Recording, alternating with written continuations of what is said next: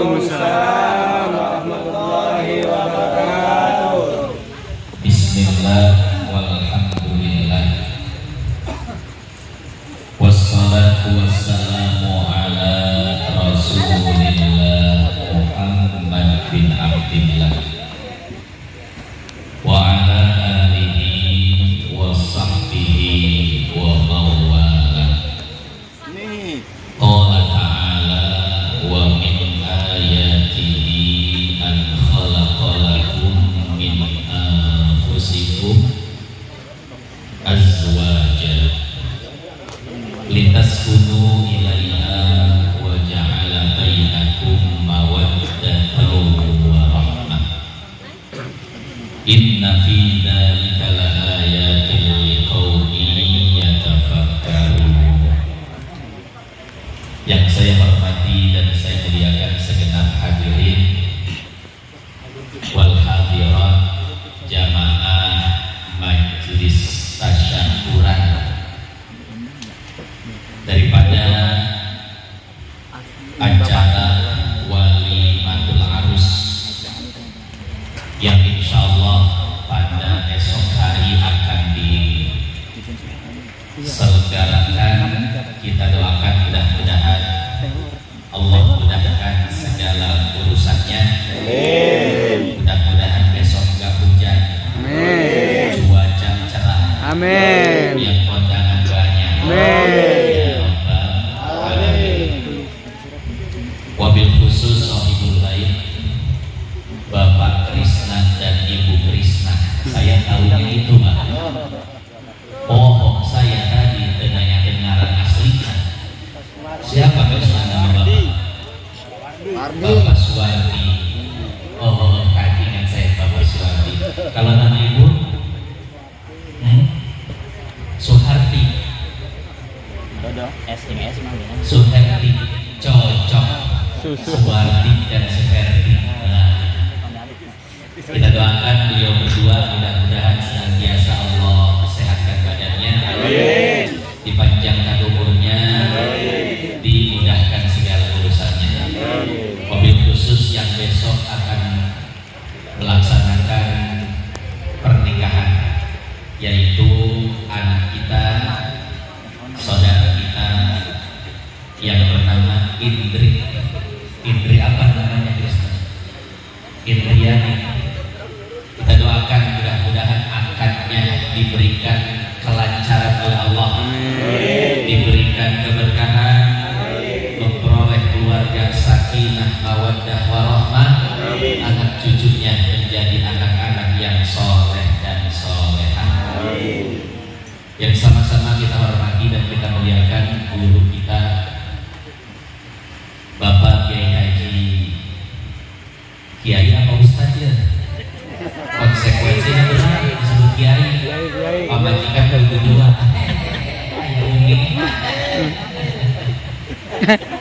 Bapak Kiai Haji Ahmad Yani beserta Umi Hajah Siti Khadijah hadir juga bersama kita Ustaz Saiful Bahri, Bapak RT Ben, Ustaz Sadi, Ustaz Samsul, Ustaz Jamaah, Ustaz Maulana Rasif. Ibu-ibu nggak tahu nih. Ya. Para guru, para tokoh, para sesepuh, Bapak Kali, Bapak Beri, semuanya, Bapak Haji Doyo, Bapak Nu, semuanya.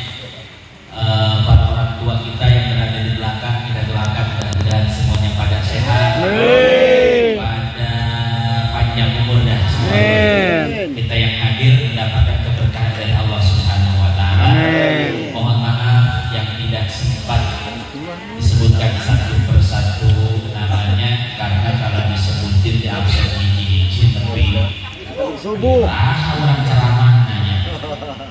Tapi insya Allah itu semua tidak mengurangi rasa hormat, takzim, takrim, mahabbah saya kepada beliau-beliau semua.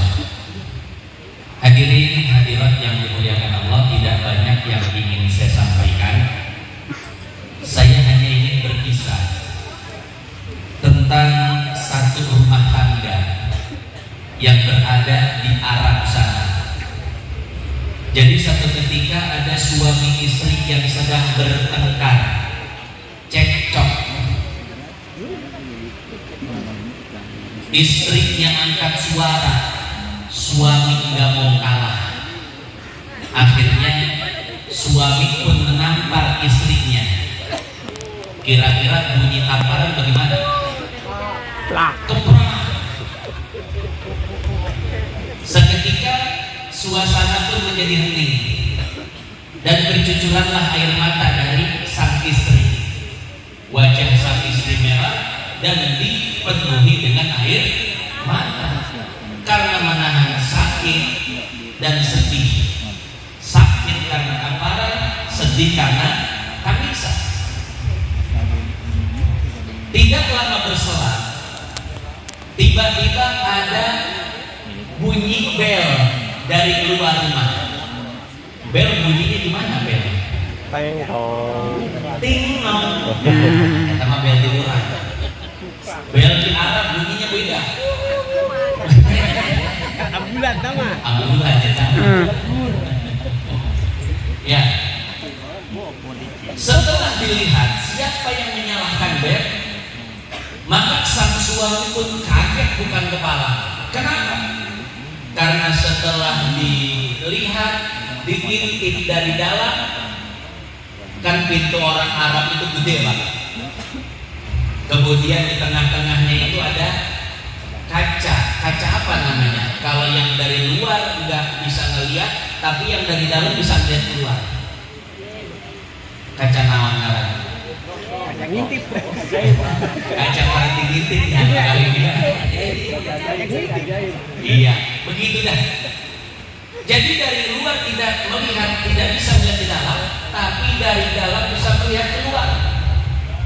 Maka sang suami pun melihat. Setelah itu dia kaget. Ternyata yang datang saat itu adalah mertua dan keluarga si istri. Kata sang suami, kalau mertuaku tahu kejadian yang baru menimpa putrinya baru ditampar, niscaya rumah tanggaku hancur, rumah tanggaku berantakan. Itu yang ada di pikiran suami saat itu. Ini suami seolah-olah sedang tertimpa batu yang sangat besar di pundaknya. Dia membayangkan andai peristiwa ini diketahui, maka hancurlah rumah tangganya.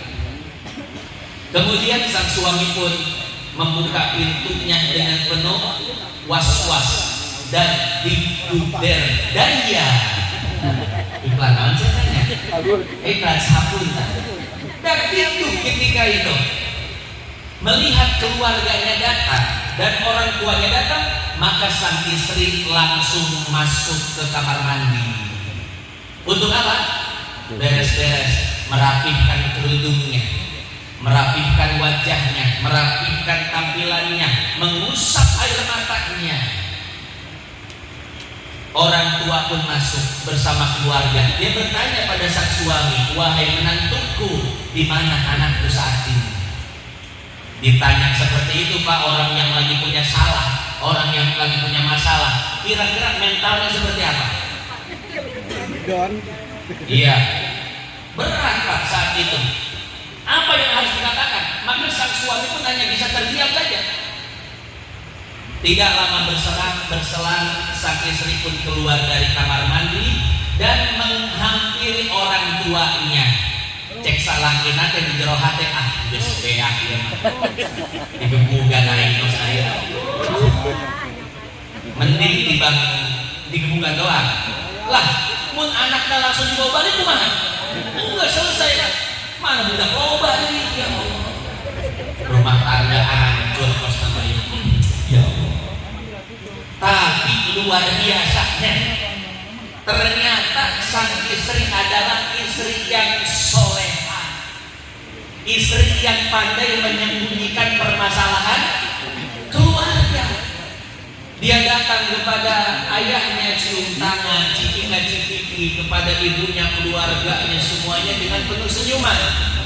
Tapi yang namanya orang tua Pak, nggak bisa dibohongin hati nuraninya. Betul ya? Ketika anak sedih, anak masalah, hati nurani orang tua nggak bisa dibohongin. Ketika itu sang ayah bertanya, wahai anakku, ada apa dengan dirimu? Kenapa matamu merah berkaca-kaca dan pipimu seperti habis terluka? Ada apa wahai anakku? Ceritalah kepadaku. Waduh, cek salah kita tempe.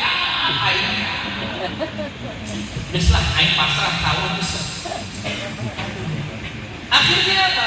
Sang istri pun mengatakan, wahai ayahku, wahai keluargaku, sungguh sudah lama kita tidak bertemu. Maka genangan air mata ini adalah bentuk rasa rinduku kepadamu. Merah wajahku adalah rasa rindu kepada keluarga. Maka ini adalah bentuk daripada kebahagiaan yang aku rasakan saat ini. Mendengar kata-kata si istri, tiba-tiba sang suami pun merasakan ketenangan yang sangat luar biasa. Batu besar yang seolah-olah menimpa pundaknya, saat itu seolah-olah hilang dari pundaknya. Bisa nafas. Alhamdulillah. Ya Allah, tengah bahaya.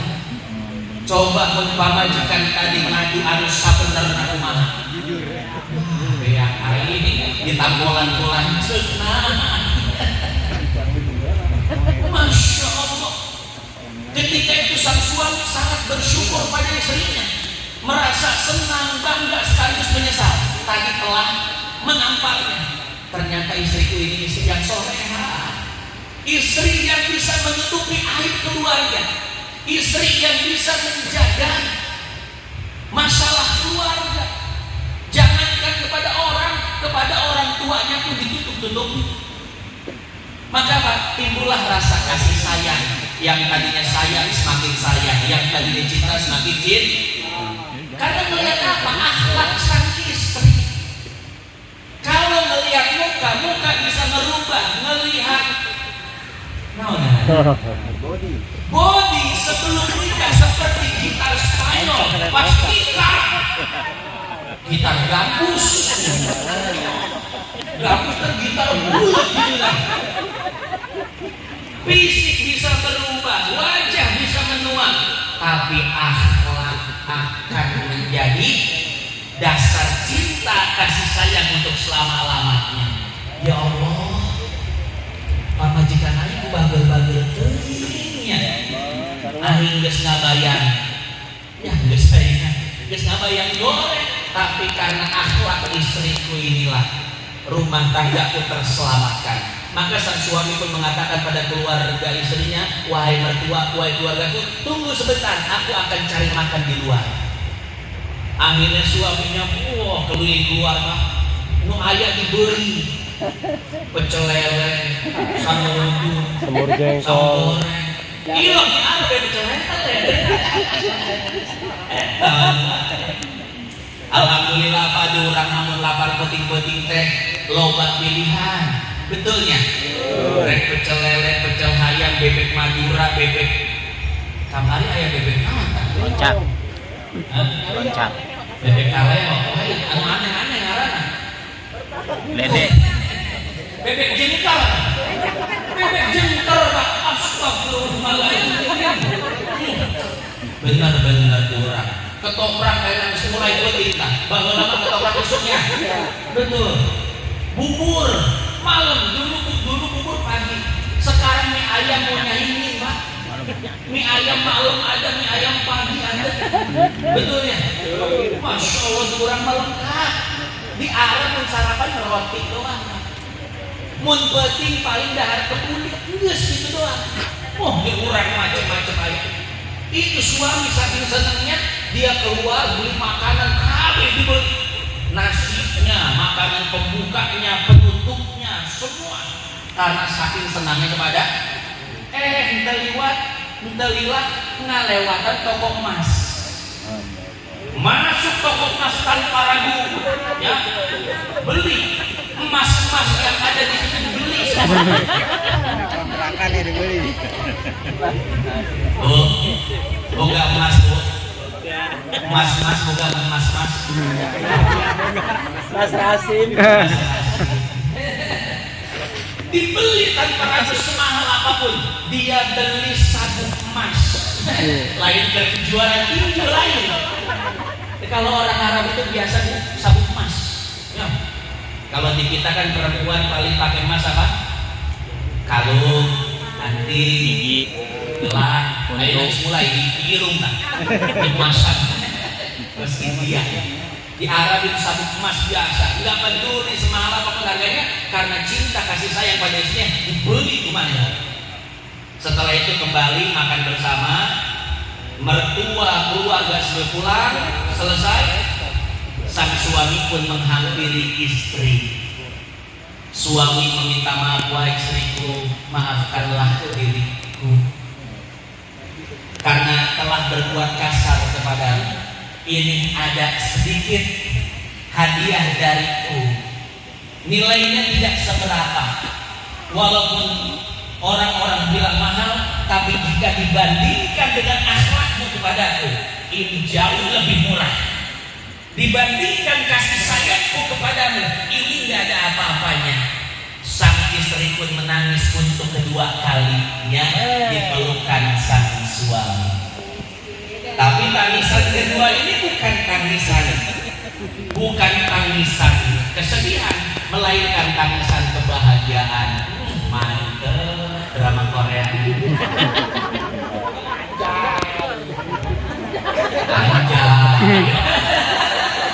Anjay.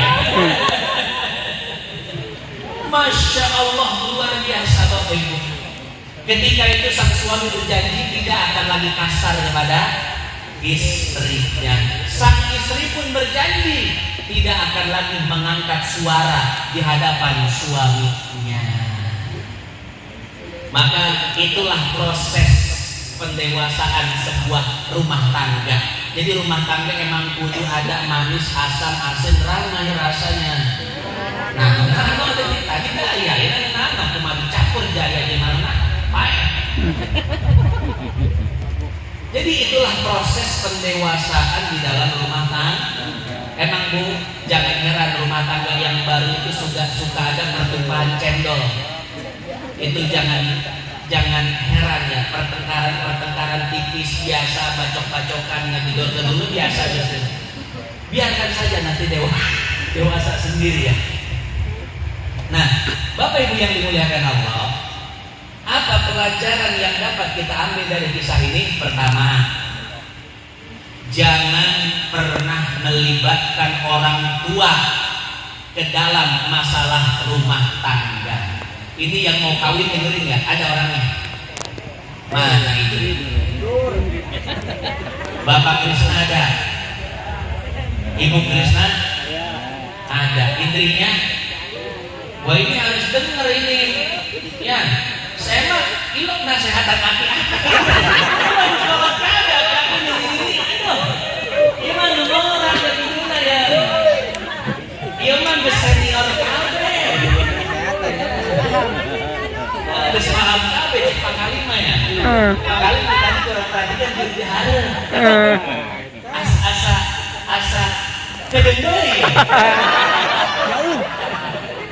Menyusul Mas Naya. Apa bagus kan bareng di bayi rumah? Borak kene. Tanggungannya borak kene. Masya Allah. Ya. Nah Bapak Ibu yang dimuliakan Allah. Jadi pertama, jangan melibatkan orang tua ke dalam masalah rumah tangga kita. Begitu pula orang tua jangan suka ikut-ikutan masalah rumah tangga anak. Kalau anak ada masalah, maka nasihati, selesaikan oleh kalian berdua. Ngobrol sama istri, ngobrol sama suami, jangan bawa-bawa orang tua. Kalau ada anak datang ke rumah ngadu, aduh, aku gak salah nih pas gitu. Maka tugas orang tua menasihati anaknya, siapa kau datang bagi-bagi, balik sekali, bukan salah nih. Jangan malah dibelain. orang kontrol salah sia. Si kakak, si adik ponakan orang bawa saya teh, bila perlu ke Pak RT. Orang gerbek, orang seru. Ibu sekalian yang dimuliakan Allah, orang tua yang tidak pandai menasihati anaknya yang sudah berumah tangga, bahkan menjadi pemicu masalah rumah tangga anaknya. Saya jamin rumah tangga anak cepat selesai, game over. Betul. Maka ketika anak mulai mengadu masalah rumah tangganya, orang tua harus bisa menasihati. Nah, selesaikan dengan suamimu. Jangan engkau bawa-bawa masalah keluargamu kepada orang lain, juga kepada ibu dan bapak. Selesaikan ya. Karena bapak ibu 70% rumah tangga itu ngobrol, lain pikiran lain. Tamat tibang bayangan anak muda doang. Anak muda dicari kawin nggak bayang bu, saya carinya ya rumah tangga jadi gituan doang. Tapi setelah rumah tangga kita baru paham bahwasanya 70% kehidupan rumah tangga adalah ngobrol. Dahar jadi sering ngobrol, rek PS ngobrol, udah PS ngobrol isinya. Selama rumah tangga masih ngobrol, suami istri masih ngobrol, selama itu pula rumah tangga aman, gak akan ada masalah. Tapi kalau seandainya suami istri udah nggak ngobrol, masalah besar yang akan dihadapi. Ya, jadi orang tua harus pandai menasihati anaknya. Nak, kembali ke pangkuan suamimu, selesaikan oleh kalian berdua. Kalau mereka tidak bisa menyelesaikan berdua, baru keluarga bertindak. Apa kata Allah? Wa in khiftum shiqaqa bainihima fab'atsu hakaman min ahlihi wa hakaman min ahliha yurida islahi wa fikillah bainahuma. Ada aturannya, ada prosedurnya. Kalau dua keluarga istri dan keluarga suami sudah melihat keretakan dalam rumah tangga anaknya, baru mereka berperan di situ untuk merekatkan kembali. Ada utusan dari keluarga istri, utusan dari keluarga suami. Ini yang diutus orang-orang yang bijaksana. Hakaman min ahlihi, kata Al-Quran. Orang-orang yang bijaksana, yang enggak emosian, yang enggak condongan, ya mamangnya, uangnya dan lain sebagainya. Bicarakan ini bagaimana rumah tangga anak kita, bagusnya lanjut atau tidak. Dibicarakan. Kalau baiknya lanjut, tapi kalau baiknya tidak, maka perpisahanlah yang terbaik untuk keduanya. Ya. Nah, jadi seperti itu ibu sekalian yang dimuliakan Allah, ada prosedurnya. Ya.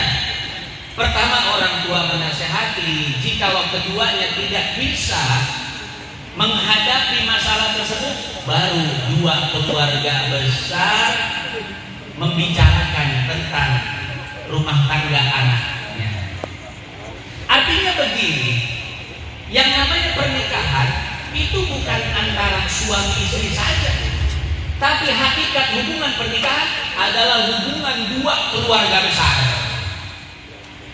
Makanya sebelum nikah, dua keluarga besar harus akrab, harus tahu. Agar apa? Agar ketika ada permasalahan dalam rumah tangga anak, dua keluarga ini bisa menyatukan. Itulah yang dimaksud pernikahan, bukan cuma hubungan personal antara suami istri, tapi hubungan keluarga. Coba kalau nikah cuma antara suami istri, Pak, tibang kahayang budak masing-masing. Keluarga dia siapa kawinkan? Iya, aina kesetuju. Keluarga dia mau bisa ngelain lah ulah tadinya. Lah kacau nanti, Pak. Kalau rumah tangganya nggak benar, datang ke keluarga ini, cek aingnya naon, siang di bejaan di kamari, buru-buru sisnya jadi hilang. Ya, pergi ke keluarga satu lagi. Bodoh amat, aingnya pengurusnya, sama urusan sia ada kawin yang hayang sia. Nah betul gitu kan?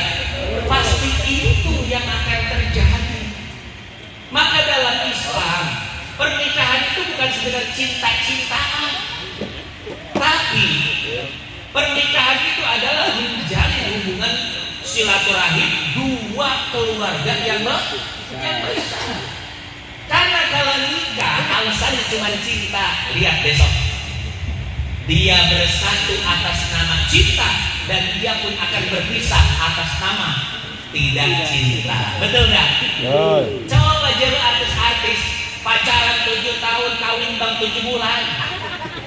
Ditanya alasan kenapa engkau menikahinya, aku sudah cinta kepadanya. Ditanya kenapa cerai, sudah tidak cocok lagi, sudah tidak ada perasaan lagi. Jadi yang namanya perasaan itu lemah. Yang namanya perasaan hati dalam bahasa Arab namanya qalbu. Bapak Ibu tahu artinya qalbu? Qalbu diambil dari qalaba yaqlubu qalban yang artinya gampang berubah. Jadi hati ini gampang berubah. Hari ini cinta, besok benci. Hari ini benci, besok cinta. Makanya pepatah Arab mengatakan ahbib habibaka haunan ma. Asa an yakuna baghidaka yaumama. Cintailah kekasihmu sekedarnya saja. Kenapa? Karena hari ini engkau cinta, bisa jadi besok dia menjadi orang yang paling kau benci. Hari ini kekasih, besok musuh. Banyak nggak yang begitu, Pak? Banyak. Kenapa tadi al-qalbu yataqallab, hati itu senantiasa berubah. Wa abghid aduwaka haunan ma asa an yakuna habibaka yaumama. Bencilah musuhmu sekedarnya saja. Kenapa? Barangkali hari ini dia orang yang paling engkau benci, tapi di hari esok dia menjadi orang yang paling kau cintai. Banyak yang begitu. Musuhan luar biasa, Pak. Tung nama jadi besan. Ayah. Apa daya sih Pak orang tua dengan dua makhluk yang sedang jatuh cinta, betul nggak? Datang ke rumahnya, Pak, saya bawa pacar saya mau ngelamar. Pas dijuluk, si anak si anu, Pak, buset kita musuh aing. Tapi yang namanya cinta Bapak, kumaha deui atuh, geus terlanjur cinta. Lah kolot ge ngelehan Bu, betul deh. Betul. Ya tadinya musuh kemudian jadi besan. Makanya sama hati nggak usah terlalu percaya. Betul. Kalau percaya sama hati, rukun iman nambah jadi lucu. Ya, jadi seperti itu hadirin jamaah yang dimuliakan Allah. Jangan terlalu cinta kepada sang kekasih dan jangan terlalu benci kepada musuh. Biasa-biasa aja. Karena di dalam diri kita terdapat segumpal daging, yang mana daging itu memiliki esensi rasa yang bisa rubah-rubah. Makanya saya sering katakan, menikah karena cinta, maka dia akan berpisah atas nama sudah tak cinta, lemah. Lalu sebetulnya bagaimana Ustaz kita mengawali pernikahan? Apa dasarnya? Sudah diberitahu oleh Nabi. Kata Nabi apa? Nikahilah perempuan karena 4 hal. Ini konteksnya Nabi sedang berbicara kepada anak muda. Ini anak muda perlu dimaklumi. Kata Nabi, nikahilah perempuan karena 4 hal. 5 liha, wali jamaliha, wali nasabiha, wali diniha. Biasanya perempuan dinikahi karena 4 hal. Pertama karena kecantikannya, betul. Yang kedua karena hartanya, ada. Yang ketiga karena nasabnya, betul. Dan yang keempat karena agamanya. Dari 4 kebiasaan manusia ini, pilihlah lidiniha, orang-orang yang menikahi perempuan karena agamanya. Fazfar bidzati din taribat yada. Ketika engkau menikahi seorang perempuan karena agamanya, karena akhlaknya, maka engkau akan beruntung, akan mendapati rumah tangga yang sakinah, mawaddah, warahmah, dan anak-anak yang soleh dan soleha.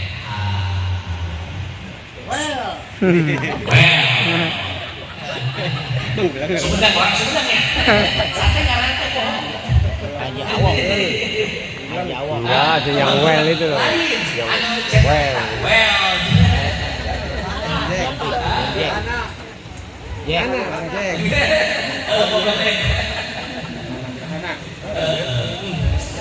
Tadi Sumedang ayah kebun durian anu mantep.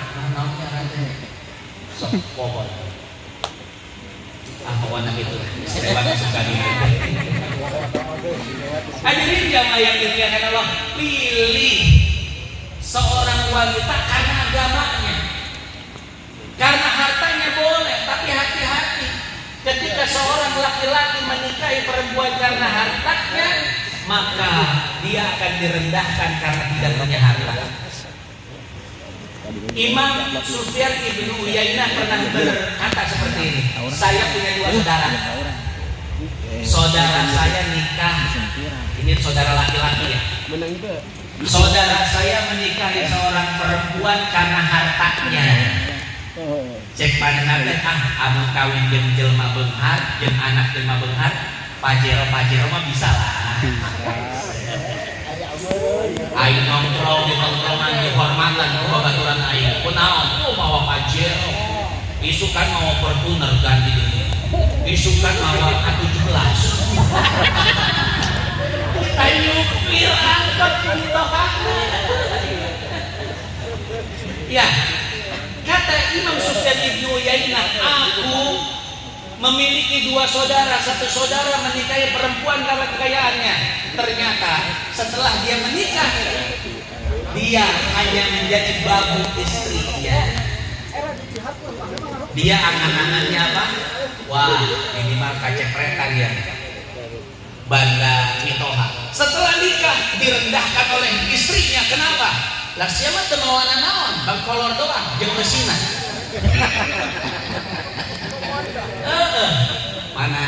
Mana ya. Siapa teu mawana naon? Ya aing anak jelema beunghar, imah ti aing, mobil ti aing. Lah, siapa naon? Kata Sufyan ibnu Uyainah, saudaraku direndahkan oleh keluarga istrinya. Yang kedua, aku punya saudara menikah dengan anak pejabat. Karena dia ingin mendapatkan kehormatan. Wah, mitoha aing lurah. Ketika dia menikah, apa yang terjadi? Dia malah direndahkan oleh keluarga istrinya. Kenapa? Karena dia bukan siapa-siapa. Sementara keluarga si istri adalah keluarga pejabat. Sementara aku, kata Sufyan ibnu Uyainah, aku menikahi perempuan karena agamanya. Aku lihat ibadahnya cakep. Aku lihat akhlaknya cakep.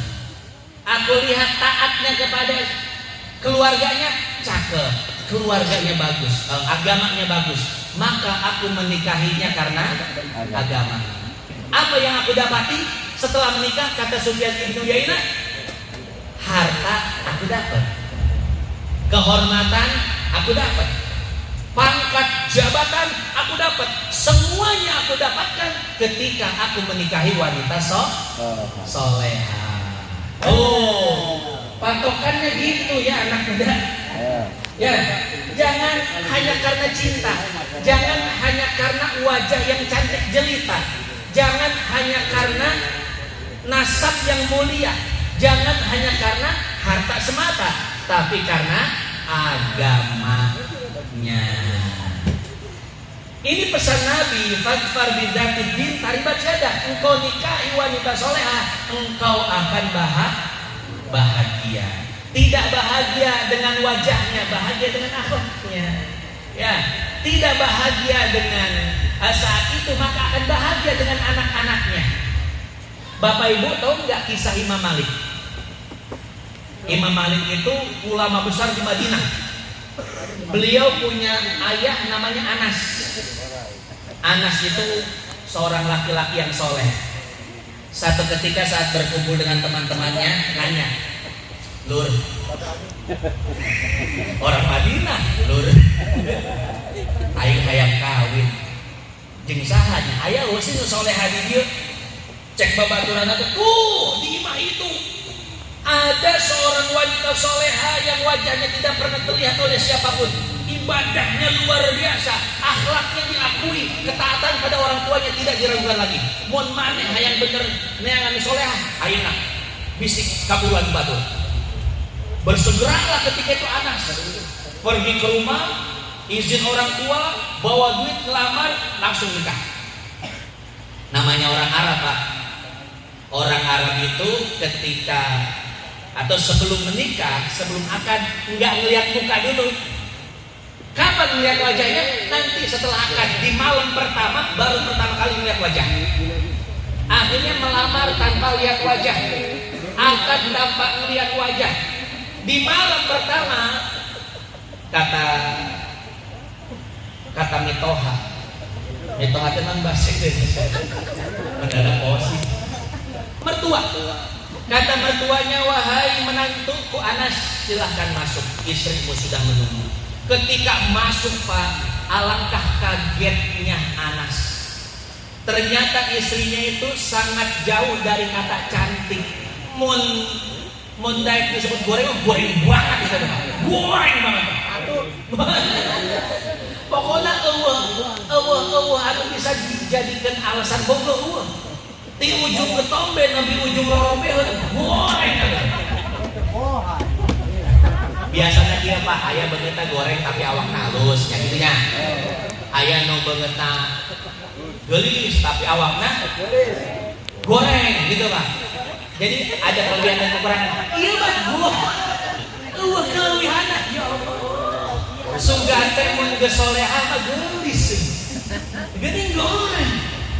Akhirnya Anas di pojokan, istrinya di pojokan. Itu sampai malam Pak, nggak ngobrol sama sekali. Anas kos jelema nu anjakal, aing anjakal. Kawin ka dieu. Cek awewena cicing wae sih. Aing kan awewe. Ila kudu aing mulai. Eta hideung masih. Akhirnya Pak, si perempuan tengah malam dia mulai. Dia bilang kepada suaminya Anas, la'allallaha yukhriju minasyarri khairan. Wahai suamiku, barangkali dari yang buruk ini akan lahir yang bagus. Mendengar kata-kata itu Anas pun jadi termotivasi. Oh iya, dia kan istriku, sudah sah, aku harus menerima segala takdir Allah. Ini kan takdir Allah. Akhirnya Bapak mulai ngobrol. Kemudian singkat cerita di malam itu pun hubungan badan, sebagaimana layaknya suami istri. Setelah hubungan badan, tidur, subuh mandi junub. Pernah di sini ada yang lupa mandi junub? Nyawa-nyawa ke masjid weh. Pas udah sholat subuh zikir mana jadi imam.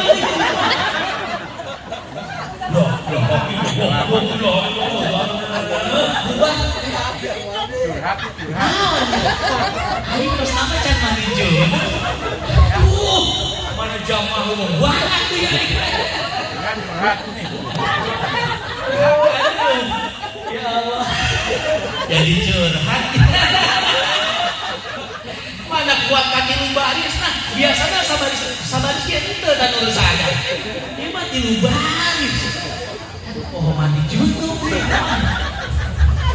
Buka kitab sudah kayak nunggu lama kamu nanggen. Masya Allah Pak. Kita kembali ke Anas ya. Akhirnya singkat cerita dia mandi junub, sholat subuh di masjid. Setelah itu Bapak Ibu ada panggilan jihad. Maka Anas langsung pulang ke rumah, ngambil senjata, baju perang, dan pesan pada istrinya, wah istriku, aku harus pergi jihad. Ini ada 1 peti emas untuk biaya selama engkau aku tinggalkan. Pergi jihad Pak. Ternyata jihadnya ngajinya itu di tempat jauh sampai 24 tahun Anas tidak pulang ke rumahnya. Bayangin Pak, pengantin baru langsung ditinggal 24 tahun. Setelah 24 tahun berlalu, ternyata Anas kembali ke Madinah. Sebelum pulang ke rumah, dia mampir ke masjid dulu. Setelah sholat di masjid, ternyata ada pengajian. Yang ngajar siapa? Yang ngajar anak muda umur 19 tahun. Sementara murid-muridnya orang-orang tua, imamah besar, janggut panjang-panjang, ulama semua Pak. Jadi ulama diajarkan oleh seorang anak muda yang baru berusia 19 tahun. Maka Anas penasaran, nanya orang sebelahnya, siapa? Kok muda-muda udah jadi gurunya ulama? Kata orang sebelahnya, namanya Malik. Oh, anak siapa? Anaknya Anas. Anas yang 24 tahun lalu pergi jihad. Sekarang orang yang kemana? Aing kan Anas. Ilok anak Aing. Padahal di bangsa kali celung, ilok jadi. Di bangsa kali nyelung, ilok Tapi penasaran. Orang harus berapa nyelung ya? Sekali nyelung. Akhirnya apa? Akhirnya Pak, setelah selesai pengajian, Anas ini menghampiri Imam Malik. Wahai Imam, aku ini seorang pengembara tidak punya rumah, bolehkah aku menginap di rumahmu? Kata Imam Malik, wahai pengembara, sebentar aku tanyakan pada ibuku. Pergi ke rumahnya, nanya ibunya, Bu, ada yang menginap di sini nggak punya rumah katanya. Kata ibunya, coba tanya dulu namanya siapa. Akhirnya Imam Malik pergi keluar, tanya, wahai tuan, nama anda siapa? Kata orang ini, sampaikan salam kepada ibumu, la'allallaha yukhriju minasyarri. Wah, ini kode ini. Betul. Ini kan ucapan yang pernah diucapkan oleh ibunya Imam Malik. Betul. 24 tahun yang lalu. Akhirnya disampaikan, wahai ibu, orang ini tidak mau memberitahu namanya, hanya memberitahu sebuah untaian kata. Barangkali dari yang jelek akan timbul yang bagus. Itu ibunya ketika bawa teh di gelas kecil yang di atas nampan, mendengar kata-kata itu langsung jatuh nampannya. Cerai. Pecahlah gelas-gelas itu ya. Sambil ada musik-musiknya ya. Sering. Jika tidak hari di minggu depan. Itu lagu yang mau nagih utang. Gak jadi tuh nagih utang itu lagu itu. Jika tidak minggu ini mungkin bulan depan. Jika tidak bulan ini mungkin tahun. Ini yang mau nagih utang kan deh. Pasti jawabannya ke sekian. Bisa terjadi. Akhirnya apa? Nah, itu ayahmu yang 24 tahun yang lalu pergi jihad, sekarang dia sudah pulang. Tapi Bapak Ibu, pertanyaannya, kenapa jihadnya 24 tahun tapi umur Anas baru 19 tahun, umur Malik baru 19 tahun? Karena memang Imam Malik itu berada di kandungan ibunya selama 4 tahun. Jadi ibunya itu hamil selama 4 tahun. Ya. Maka wajar Imam Malik itu keluar dengan membawa kecerdasan yang luar biasa. Karena semakin lama anak di kandungan semakin cerdas otaknya, Pak. Makanya sok beda wae. Budak anu 10 tahun, 10 bulan, 11 bulan, jeung aya 12 bulan, betul. Kecerdasannya, Pak, pasti lebih cerdas yang 12 bulan. Makanya Bapak Ibu, mun anak can waktuna lahir, geus cicingkeun. Ieu mah sesa ulah. Kumaha eta budak we kaluarna iraha nya. Arek 11 juga. Arek 12, arek kos Imam Malik baru 4 tahun. Ya Allah, teu ngeunaheun ka mana-mana. Nya punya 4 tahun. Makanya wajar bapaknya pulang, anaknya baru umur 19. Jadi ulama saking senengnya Imam saking senengnya Anas dengan anak yang menjadi ulama, akhirnya apa? Bu, kita gelar tasyakuran, undang semua orang semadinah. Tapi biayanya kumahanya biayanya cek Anas, cek pamajikan teh gampang Pak. Eta emas anu sapeting can dipake sama sekali. Urang pake kertas sakuran, undang kabeh jelema samadina, kita bersyukur merayakan pada Allah mendapatkan anak yang menjadi ulama. Masya Allah. Nah, itulah keuntungan menikah dengan wanita solehah, bukan solehot. Lalu solehot? Tahu solehot itu ya? Oh, jilbab. Susunah kamar. Aduh, Ustadz ini jadi pusing. Ya, jangankan warga Konoha, Abi pusing lihat. Ya, jadi seperti itu Bapak Ibu yang dimuliakan Allah ya. Maka betul pesan Nabi, "Fazfar bidzatid taribat yada."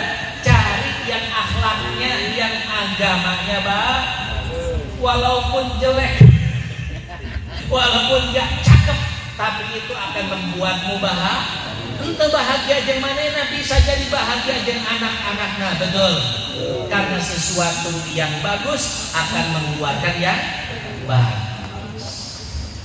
Nah, kita kembali ke cerita tadi, bahwasanya kalau punya masalah rumah tangga, jangankan diumbar ke publik kepada orang tua saja ya. Pokoknya kolot mah nyaho urang bahagia geus kitu nya. Itu yang menyebabkan anak banyak rezeki dan keluarganya bahagia. Yaitu tidak memberikan kabar-kabar buruk kepada orang tua. Ieu mah sadi-sadi curhat minjem duit. Usaha termundur. Ya, kalau anak selalu memberikan kabar buruk pada orang tua, rezekinya macet.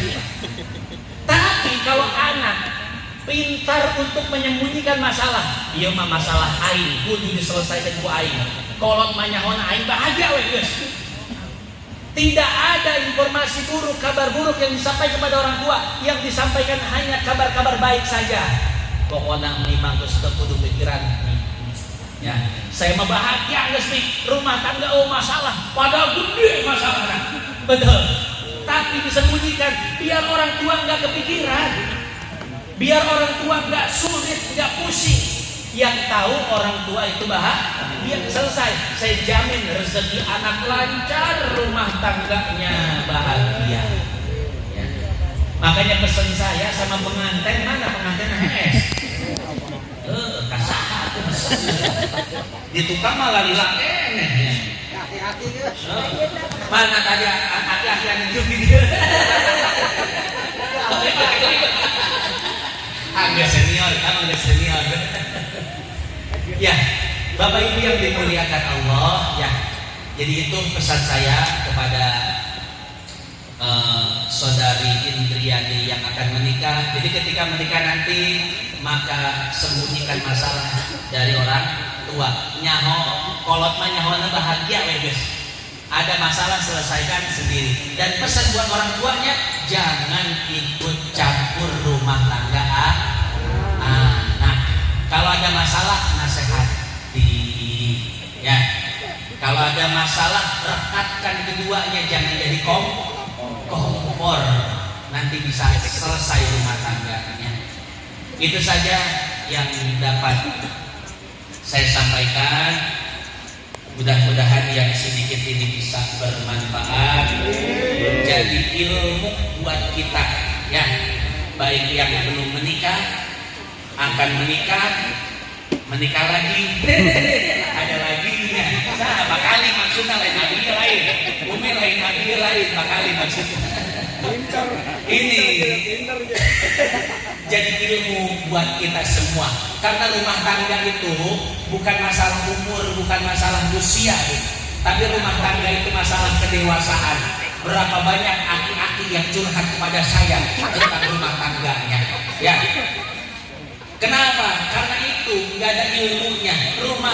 harus ada ilmunya, harus ada kedewasaannya, harus ada kebijaksanaannya. Maka anak muda yang rumah tangganya baru seumur jagung 2 tahun, 5 tahun, tapi kalau rumah tangganya dibalut dengan ilmu, kebijaksanaan dan kedewasaan, rumah tangganya akan sakinah mawaddah warahmah. Dan sebaliknya, walaupun usia rumah tangga 20 tahun, 30 tahun, 40 tahun, tapi kalau tidak ada ilmunya, yang ada hanya cekcok, pertengkaran, dan lain sebagainya, menyebabkan rumah tangga tidak menjadi sakinah mawaddah warahmah. Ya, maka yuk sama-sama kita ngaji lagi, ngaji rumah tangga, ngaji hukum pernikahan, biar kaki kita dalam rumah tangga itu jejak, tahu kemana arah langkahnya, kuat dalam melangkah. Ya. Nah, walaupun rumah tangganya masih muda, kalau dibalut dengan ilmu, aman, sakinah mawaddah warahmah. Itulah pentingnya ilmu. Itu saja Bapak Ibu yang dapat saya sampaikan pada kesempatan kali ini. Mudah-mudahan yang sedikit ini bisa bermanfaat dan jadi ilmu buat kita di dunia dan di akhirat. Dari saya cukup sekian. Hada Allah wa iyyakum ajmain wa afikum. Wassalamualaikum warahmatullahi wabarakatuh. Waalaikumsalam warahmatullahi wabarakatuh. Terima kasih kami ucapkan.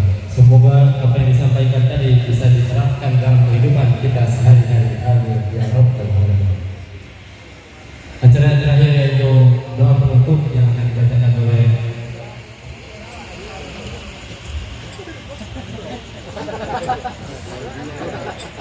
guru kita Abi Hadi Ahmad Yani kepada beliau kami persilakan.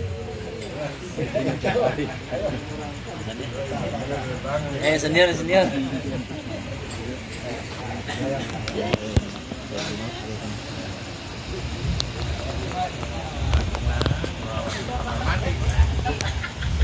Baik, kita tutup dengan doa. Mudah-mudahan apa yang disampaikan oleh guru kita Kiai Haji Yasin Saifullah, bininya baru satu, mudah-mudahan bisa kita jadikan ibrah buat kita yang sudah berumah tangga sekian lama, semakin hari semakin dekat dengan pasangan kita, keluarga kita menjadi sakinah mawaddah warahmah. Dan juga kita doakan mudah-mudahan Pak Suwardi dan Ibu Suherti yang akan melangsungkan walimah untuk anaknya Indriani besok diberikan segala kelancaran semuanya, tidak ada gangguan apapun, sehingga semua hajatnya dikabul oleh Allah Subhanahu wa Ta'ala. Dan lebih khusus juga kepada Indriani, semoga bisa membina rumah tangganya nanti insya Allah dengan pasangannya, dengan suaminya, menjadi keluarga yang diridhoi oleh Allah Subhanahu wa Ta'ala, sehingga lahir dari keduanya anak-anak yang soleh dan solehah, menjadi kebanggaan buat keluarganya khususnya. Amin ya rabbal alamin.